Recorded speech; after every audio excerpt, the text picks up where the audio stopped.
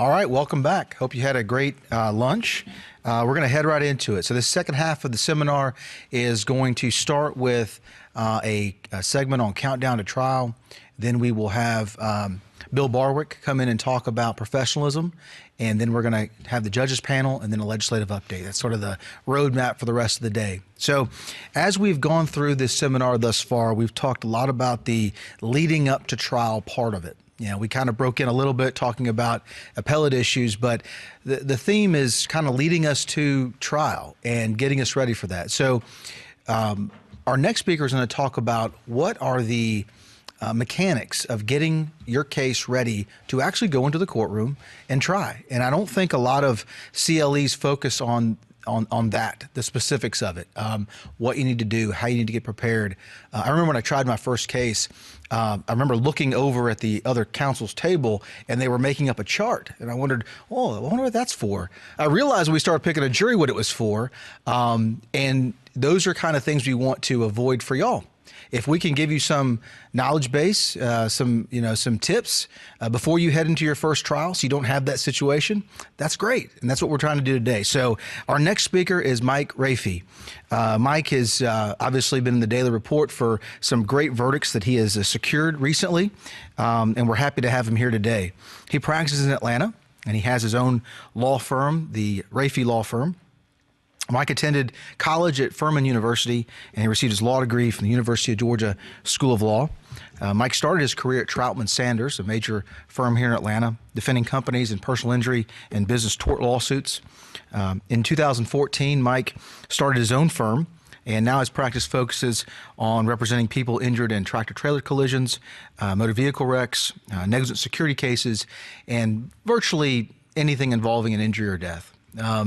So since that time, Mike has helped secure for his clients in excess of $18 million. So if you think about that, you think about in 4 years securing that kind of recovery for the clients, he's been very successful, And so he's going to talk to you about how he's been able to do that. And we're happy to have him do that. Just briefly, numerous awards, kind of hard to go through them all, but he's got, checks the box on super lawyer for several years, Georgia Legal Elite by Georgia Trend Magazine. So very well credentialed. So we're very happy to have him here today. He's going to speak on how to prepare for trial. And we'll have our next speaker, Mike Rafi, come up. Thank you. Hey everybody, hello. My name's Mike Rafi. And I have the honor to talk to you all about what I think is one of the most practical things that you can do for trial, which is literally to plan, prepare, and pack. The countdown to trial is some of the most nerve-wracking things that you'll go through. It's some of the most exciting times that you'll have. And no matter how many times you've done it or how many times you've been in that situation, each one is different. So my goal here is to allow you to be as prepared as you can so that you can go off script. That's kind of my motto in most things. If you are the most prepared person in the room, then you can go off script the most. So my goal here is to teach you, or at least suggest to you, my way to get prepared. So that way when I want to go ad lib, or when I want to just go down a road that I've never been down before, I know and feel comfortable going back to my script or going back to my boxes, which I've brought here, and I'll tell you about them. To go back to those and know what's in them and where to get what I need. So I tried a case 4 or 5 weeks ago now, and when Chris asked me to speak here, I had the pleasure of not having to unpack my boxes. So these have been in my car for the last 4 or 5 weeks. They're not as pristine as I would like, given we already had the trial, but I'm going to use these to show you literally how we were prepared for the trial. And in that trial, a lot of things happened that we weren't expecting, like always. So we were able to go off script, and we always had the reassurance of the 5 boxes that come with me wherever I go and have been in my car, and not allowing my wife to put furniture that she bought in the back of the car. But that's another story. So I want to start actually with how you know when you're ready. How do you know? Most times the judge tells you you're ready, and you get this notice in the mail and it's time to go. But there are times when you might want to decide if you're ready. So I think you need to decide, you need to figure out if you're ready by first making sure you don't need to supplement your discovery. Do I need to produce more documents? Do I need to know things? Do I want to send do I want to send requests for admission?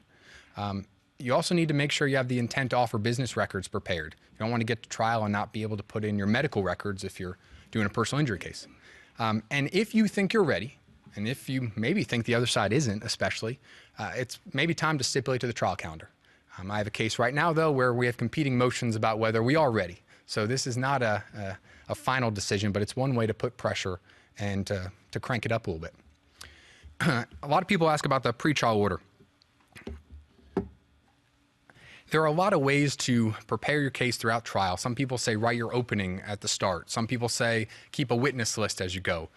My take on it is keep the pretrial order halfway drafted as you go, because that is the judge's summary of the case. So if it's good for the judge, it's pretty good for you.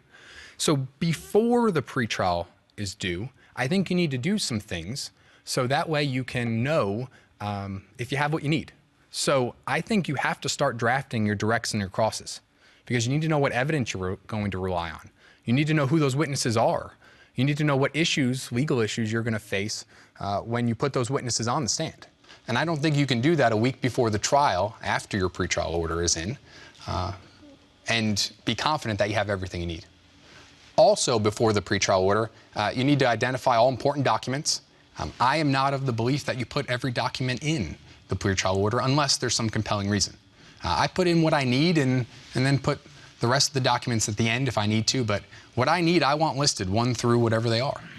And you need to identify that in your pretrial order. The next thing before your pretrial order is I think you need to outline, if you're doing cases like I do, personal injury cases, maybe you want to outline your first closing argument. So in plaintiff's cases, usually the plaintiff has the first and the last close, and the defense has the middle. The reason I say you want to outline your first close is because that's usually the liability side. That's usually when you're holding up to the jury your evidence, when you're pointing to your PowerPoint or whatever you're doing to show the jury why you win the case. And if you don't have those things in the pretrial order, you probably can't use them in your first closing, and that'd be a big problem. I think when you do your pretrial order, it's a good idea to exchange deposition designations then. It's a natural time to do that, and also a natural time to remember you need to designate deposition testimony. I always offer to consolidate the pretrial order. I do it to be nice. I also do it because I want to see what the other side says. So there could be a little battle who can consolidate it, but in the end, it's not a huge victory, but it gives you a little bit of an edge. I like to remind everybody, be careful in your facts section. I treat pretrial orders like notice pleading, meaning I put the essential facts in that I know I can prove, because I've been in cases where I've actually put up on the projector the defense's pretrial order and said, they wrote this was about the case. This is what the case was about. And this isn't what they came in and told you about. So be very careful about that. And then the last thing is triple, quadruple. I don't know what comes after quadruple. But do whatever that is for your witness list and your evidence list.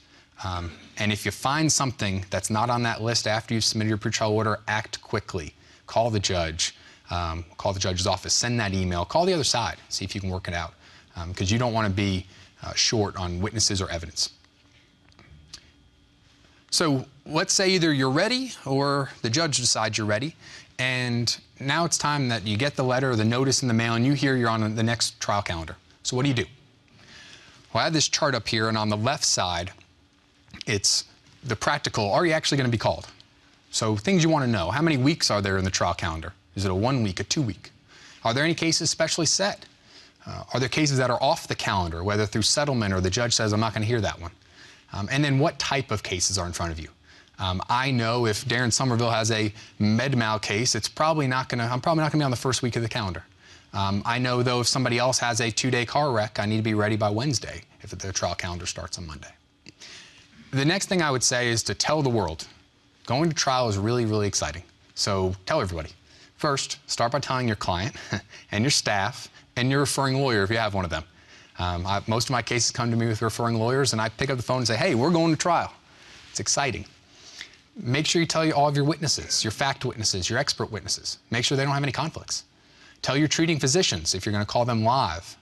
And then also make sure you tell the court reporter and the trial tech that you're using. So if the court reporter needs to crank out some deposition summaries or needs to give you exhibits, and if your trial tech tells you, I need to be prepared and I need to know exactly what day or whatever his requirements are, you need to know those things up front. So find out if you're going to be called, and then tell the world when it happens. I'll give you one little tip here, a practical one. I think lawyers spend a lot of time trying to figure out things that are pretty simple, and maybe we make things too complicated sometimes. This up on the screen here is a medical record stipulation. What it does is stipulates, by agreement by the parties, that all the records, all the bills are real. And then you don't have to worry about certifications, making sure you have all those, and making sure that everybody's pages are the same. You say, look, you have what I have what you have. Let's not spend time making sure. So this, if anyone wants to see this language or doesn't have a chance to take it down, please let me know, and I'll send it over to you. This is the guy from Twister, Forrest Gump, and then Hollow Man. They went to space, and they lifted off after a countdown, so I just found that enjoyable. All right, let's look at the 1 month before trial part. So I think there's 6 things that you need to do. The first thing, again, and this is going to be repetitious, you need to, or repetitive, if that's a word, you need to supplement your discovery. Always ask yourself, have I given the other side everything? Do I have everything they have? Second, you need to file your original discovery and your request for the other side to do that. Third thing is you want to make sure that you have all updated medical records and bills. Nothing like your client telling you, oh yeah, I had a doctor's appointment 2 weeks ago and the doctor said this, and you don't know about that until a day or two before trial. That caused a little bit of a problem. So make sure you're constantly updating your medical records or medical bills. If you are like me, at least like I was a couple years ago, I was completely alone for the first 6 months of my practice. I outsourced everything. There are companies out there that will collect your medical records and collect your medical bills for you. There's American Retrieval, there's Gateway, and you can tell these people, stay after them, get what I need. If you have somebody in your office who's dedicated to that, like we have now, you stay on top of that person. So this is really important. The next thing you want to do is research the judge. And I don't mean, where they grew up or anything like that. I mean, does the judge ask questions, allow the jury to ask questions? Judge Taylor in Fulton County. Does the judge read the jury charges before your closing? Judge Edline in Fulton County. Does the judge allow you to do jury selection just by asking whatever you want and you get one set amount of time and you just have at it? No general questions, no specific questions, you just ask away. Judge Roth just did that. Apparently was the first one that's ever done in his court. Judge Besson will allow it. How many jurors on the panel? Is it a 6 panel? Is it 12? Do all of them sit in the room while you ask questions? These things are really important. So find that stuff out. Find it out by asking colleagues, by calling up the judge's chambers and asking, or by going to the court, finding out a prior pretrial meeting, or by going to jury selection. The 5th thing is start preparing and filing your pretrial motions. Your motions in limine, your jury charges, you want to make sure those are prepared. Your verdict form. You also want to start looking at your trial briefs. What are the issues that could come up during the trial that you think the judge might not be an expert on, and you want to make sure that you have the piece of paper and the cases that show this. For example, maybe you're not going to call a doctor to assign causation. The case that I've got all the boxes stacked up here a month ago, we didn't call any medical doctors. We called no medical testimony. My client only had $30,000 in medical bills, so it just didn't make sense. So we needed to make sure that we could have our clients say, and hopefully you all will realize how obvious this is, the car ran me over and that's why I'm hurt. But that's an issue that maybe judges haven't seen before. They're expecting you to call doctor so-and-so or nurse so-and-so, and we weren't going to do it.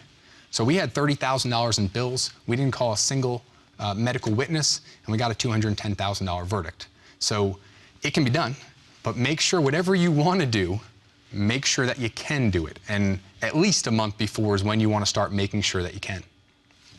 I put in the paper, which I think is in your book, some of the common trial briefs that we file. We always file one for how to jury selection, how to strike witnesses or potential jurors. We generally file about 2 or 3 a trial before the trial even starts, but we have all the other ones prepared. The last thing is we have a lot of technology here in this room, thanks to the folks at Public Broadcasting, but your judge might not, or your judge might. If you need to bring your own technology, make sure you can. Ask the judge for an order, because they're not going to let you in the door with your TV or your fancy computer and stand. So make sure you have an order from it, and the judge's clerk was probably knowledgeable about that. So let's now move to 2 weeks before trial. It's one of the easiest ones. Meet with your witnesses. Hone your bullets. What I say bullets are, they're the questions you're going to ask. Jeb Butler, and I think Jim Butler used the term, and that's where I got it from. So when I'm asking questions, I call them bullets. Make sure you have all your exhibits ready, marked, shared with the other side, and logged. We have a log that we keep all of our evidence in. If anybody wants it, again, ask me and I'll send it to you. But our organization, I think, we could be too organized if that's possible. For jury selection about 2 weeks out, I think you want to start looking at 4 things. First, what am I going to say about myself and my team? My name's Mike Rafi, and I have the pleasure of representing so-and-so. My team is behind me, but maybe that's not what you want to say. The second thing I think you want to look at is, what am I going to say about my case? Now, hopefully you've researched the judge and you know how much you can get away with about talking about or arguing your case in jury selection, if you skew more on that side. The next thing I think you should look at is, what jurors are you targeting? Most people look at jury selection, I think, as what jurors don't you want. I think it's really important to consider what jurors you do want. Tried a case back in October. My client had $105,000 in medical bills and had been shot. He was completely recovered, thankfully, and healed by the time of trial. We had a problem with medical records, though. His medical records said a story that was very, very, very different than what he said the story was. Where he was shot, who shot him, when he was shot, completely different. We were worried about that. So I wanted somebody in the jury pool who understood medical records. I wanted that person because I thought we had a good explanation for why this was wrong. Essentially, the EMS or the EMTs, they thought this story was right, and then it got duplicated and replicated over and over and over through all of his medical records. That might, if you do this kind of work, you might see that a lot, but 12 people in a box maybe haven't. So we targeted someone who knew medical records, and luckily that person made our jury. So I think you want to focus on your targets. You also want to look at what are the bad facts in your case. Hopefully you've done it by now, but how are you going to introduce those at jury selection? How are you going to talk about that medical records are wrong? How are you going to tell the jury that your client was shot in a bad neighborhood? Because there are jurors that are going to say, why are you in a bad neighborhood? So how are you going to address those things? And that's something you need to start thinking about. And then for the closing, I think you want to start honing your win statement. Some people call it a theme. I think a win statement is one sentence that, if true, you should win. So essentially our win statement a couple weeks ago in the trial was, the car hopped the sidewalk and hit my client. If the jury believes that, we win the case. So I think it's something as simple as that. And again, do you have everything you need for your closing? Do you have all the evidence that you need to win your case? All right, let's fast forward here to 1 week. Practice, practice. On the way over here, I said what I was going to say right now, at least what I planned. I don't think I've said a single word of what I planned to, but I said it a lot. I am probably the most annoying person in the world leading up to a trial, because when I wake up, when I go to the shower, when I put my clothes on, when I drive to the car, or drive in the car, when I do anything, I am talking to myself. I look like a crazy person. But by the time trial rolls around, I've said everything I need to say 200 times. And that's 200 different ways. And if I say something I like, I take out my phone, which is buried in my pocket here, and I start typing. I said something really good. Let's remember that, then email it to myself. So I've said what I plan to in some way, shape, or form over and over and over. About the practice bullets, make sure you practice everything. The first thing is pretrial motions, and the last thing are post-trial matters. 91168E allows you to, in certain circumstances, to get attorney's fees after a verdict. I don't know if that applies to your case. Maybe it will. You don't know until the jury actually delivers a verdict. So in that circumstance, I think you need to be prepared, and I think you should have said what you're going to do. Stand up in the chair, say, Judge, wait, don't let the jury go. We have to do something else. Also in this week time frame, I think you need to respond to motions in limine. Hopefully they've been filed, not filed at the very last moment, but assuming you have them filed and you can look at them, the first thing you want to ask is, what doesn't matter? What can I just ignore? Second thing is, what can you agree on? Generally, we all agree you can't use collateral source information. You can't make a golden rule argument. Just cross them off and agree. Just move on. So the last 2 points to focus on are what does matter and why. So what does matter and why? And then 2, do you need to change your plan of attack based on what they just told you? So in the trial in October that we had, I learned through a pretrial motion, a motion in limine, that there was going to be a disagreement about invitee or licensee status. Those words, licensee and invitee, had never been uttered, I don't think, through the entire case. And I'd later learned from the lawyer it was something they had just thought of that day. But I learned from the pretrial motions that this matters. This matters a lot, and I need to do something about it, and I need to change my plan. So we changed our plan. We actually changed the order of the witnesses we were going to call, and a week before trial, we decided we're going to call someone that, luckily, thankfully, because we did it the right way, was on our pretrial list, but somebody we had no plans on calling. And that was our first witness on cross-examination out of the gate, and I think that's once the case. Other thing you're doing a week before, if not more, is I said go to the launch site, go to the court. Don't go alone. Bring your client. Bring the witnesses if you have a good rapport with them. Make sure that you go maybe when you have the opportunity to see what's going on in court, and also that there's going to be a break. Sit your client at the witness stand. Stand back by the jury box and make sure that you're in the range where you can hear them. Make sure they feel comfortable.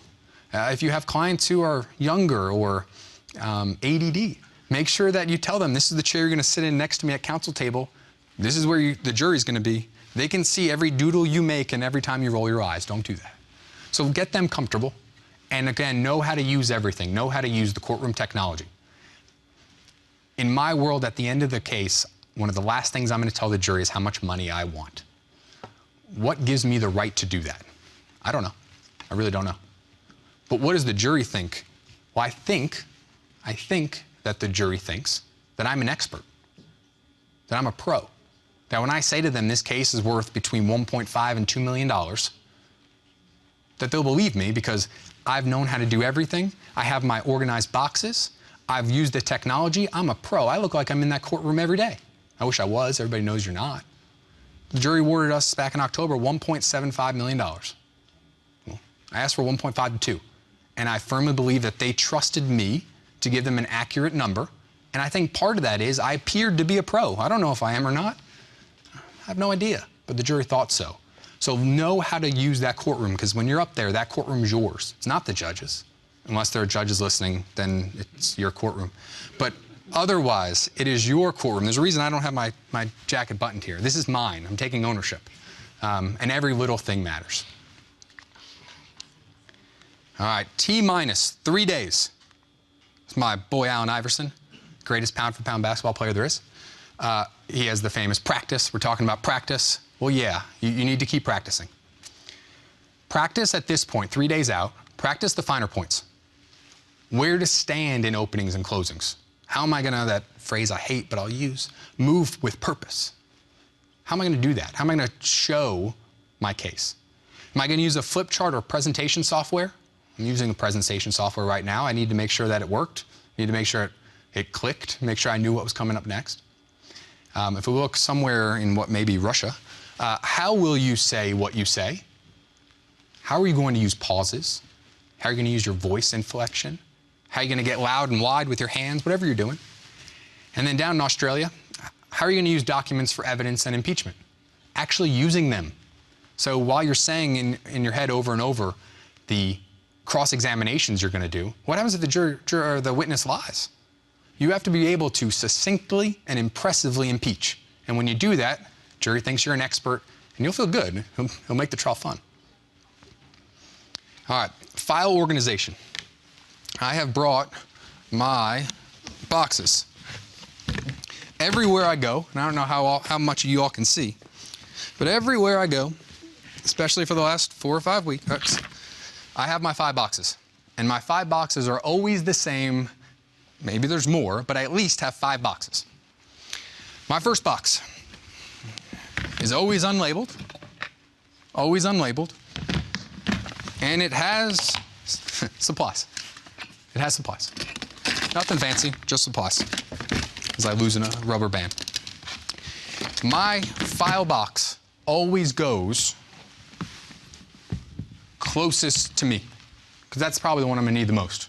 Oh, my pen ran out, I need new paper. So if my counsel table's over here, my box is always closest to me, the supplies. The next box, it's my file. It's my file. You are going to see my files are very small. This is my file, my entire case file. This is it. We are as paperless as you can be, almost. But when you come to court, you have to start printing things off. But this is my file of stuff that I don't think I'll ever have to use. If the world comes crashing down, I have my trial notebook. You will see, this software is called Prezi.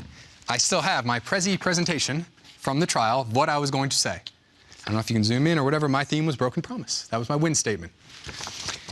And if the world comes crashing down, I can operate out of this. As you can see from this file, these 2 things, I never opened them in the whole case. And that means it was a good trial. That means nothing went crazy. I didn't lose anything. I didn't have to dig into the file. So these are pristine. I also have this. This is the rest of my electronic file, which I have a laptop that I'll bring with me, and I can always get on this. And there may be a wireless printer in my car where if the world really came crashing down, I could ask for a recess, run, and print something out. But that's never happened to me, and I'm glad it hasn't. That box sits right next to my supplies because it's the whatever that word is box. So that is right next to me. After that, I have my witness bullets. This is actually what I'm going to do. This is my script. I'm gonna come over to my cameraman over here. I think I told you I wouldn't show in the box, and I'm lying. This is the inside of our box. Every file looks identical, and I'm gonna pull out one file and show you. So, this is our file. This is what I need when I say, this woman's name is Ann von Schlegel. When I stand up and say, Your Honor, we call Ann von Schlegel, I expect to have someone hand me this if I don't have it already, and I can just go. So what's in here? Most important thing, my actual bullets. So these are my bullets. Everything that I want to, every piece of evidence I want in. It's not my questions. I don't write my questions. I write the evidence I want. So the first one here is your name. It's not the fun stuff. Name, address, and you have a daughter. It's not, do you have a daughter? It's, I have a daughter. After that, I have my evidence for this witness with this. So, right behind my first page, I have my first exhibit. It's literally Plaintiff's Exhibit 1. And this was my first exhibit in the case. When I get done with that, I put it down, and I go to the next page, and I have more bullets, more things, more evidence I want. And behind that, I have more evidence. That way, my questions and my bullets and my evidence are right with each other. I'm not saying whatever it is, whatever my question is, and then having to go find the evidence. They are all together, all before I ever show up in the courtroom. And sometimes my pages end up looking frayed or bent. My staff sometimes has printed things off the night before because they're like, you can't use that. The reason is because I practiced it so much.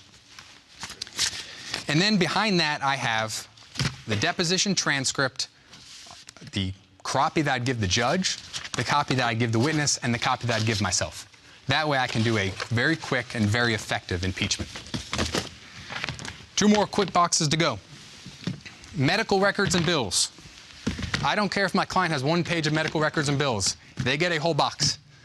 They get a whole box. Luckily, this client had some medical records and bills. Here was his records that we didn't even put in the last trial. But they sit in here.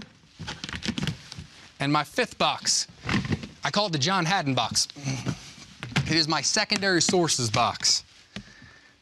So if you're saying to yourself, I don't have a huge file, I don't know what to do, how can I come up with 5 boxes? Well, just put John Haddon's book in your box. Let's see, here we go. And I always have this. I mean, it's a great book, John, but I always have it.